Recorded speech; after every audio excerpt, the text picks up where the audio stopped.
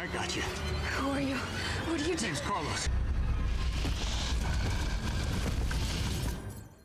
Hello guys, Omni here. Resident Evil 3 came out on Friday and I already finished it. So I wanted to give you guys my thoughts on the game, my review on it. I reviewed Resident Evil 2 and Resident Evil 3.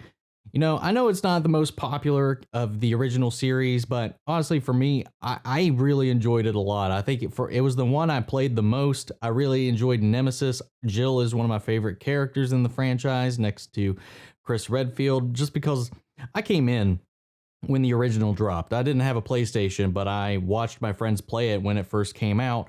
And subsequently, I was able to pick up with Resident Evil 2 once I finally had that. And it was really because I was so familiar with Jill and them, I just kind of gravitated more into Nemesis whenever that game came out, because it was the first one I owned that actually had the original cast or a cast member in it, focused around some kind of follow-up or consequences to the mansion incident.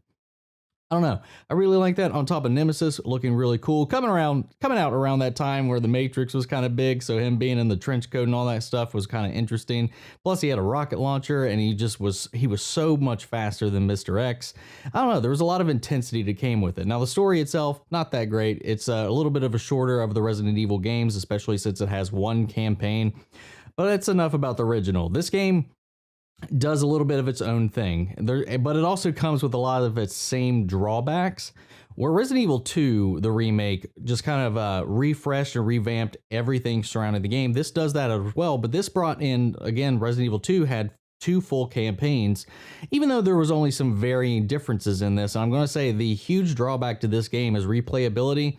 It is short. It is a single campaign, and I, on my first attempt, finished it in under 5 hours, and I would say it would have been even shorter than that for me if I had not been really bullheaded in some of the Carlos segments and with my just kind of wasting ammo, and I got myself in some sticky situations that just took me a little bit longer to get through. I died 41 times and still managed to beat the game in under 5 hours.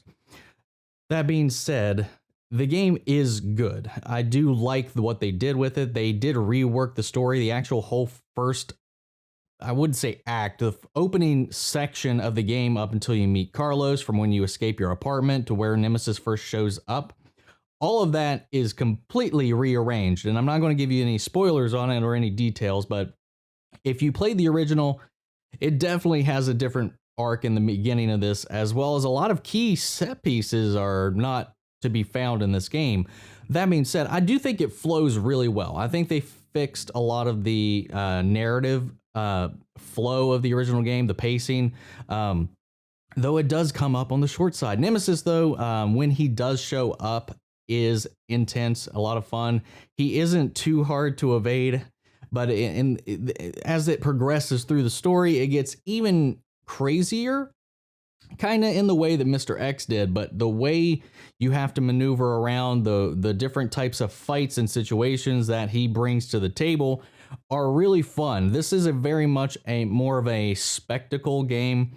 Resident Evil 3 was kind of the midway point between what Resident Evil used to be and to where 4, 5, and 6 were. This was really the transition stage, because Jill brings in this team. You got this full SWAT members. You're not really a rookie, so there is a little bit more of this action movie kind of feel to it rather than some of the survival aspect of it.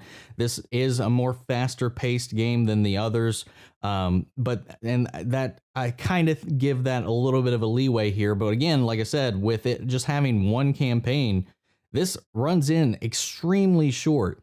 Once you beat the game, you do unlock some other items. You unlock an in-game store where you can spend your points that you get for whatever your end accrual was at the end of the game, whether you got a C rank, B, whatever. You get a set amount of points that you can spend in the shop for costumes, other items that you can start off with once you get to your first item box. And it tries to encourage some extra playthrough with this singular campaign. At least in the original, it came with a Mercenaries mode, which was a lot of fun, timed challenge events with different characters like Mikhail, Nikolai. You had a whole bunch of the cast that you had to go through these little challenge events, and it was a lot of fun.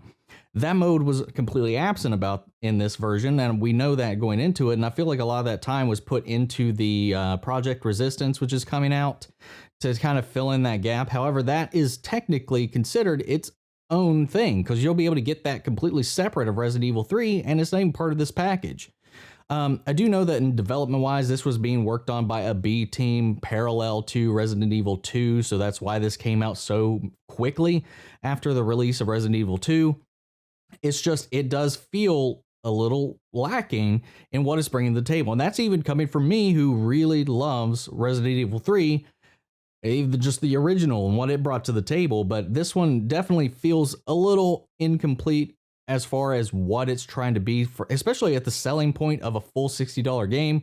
Honestly, I would, if you're not a huge Resident Evil fan, if you're not foaming at the mouth to come and play this game, wait till it's on sale, because I don't think in its current state, at least with the packages, I don't know if they're planning on rolling out any DLC episodes like they did with Resident Evil 2. Even those you still had to add on, so I'm not sure. I don't know. I would say hold off on this game if you're not a diehard fan. I have already started my second playthrough on it because I do want to try to get some of these other weapons and unlocks and stuff from the shop and see if I can do a little bit better, especially because I ended it with that 41 death mark at the end, and I was just like, I can definitely bring that time down if I kind of knew what I was getting into in some of these certain situations. So, which isn't a good thing you could say about a game. It's like, yeah, I could easily get my runtime down. But that's it. You can check out my entire playthrough. I have it up. It's only 2 parts. My first one's 4 hours and 20 minutes of part 1. I just ran straight through it. I was trying to do it all in one sitting, but I ended up having to eat. I came back later that night and wrapped it up in a final part, which was an hour and a half, give or take.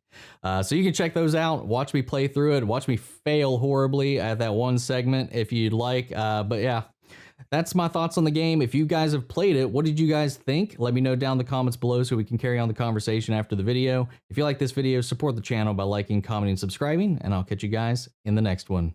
Take care, everybody.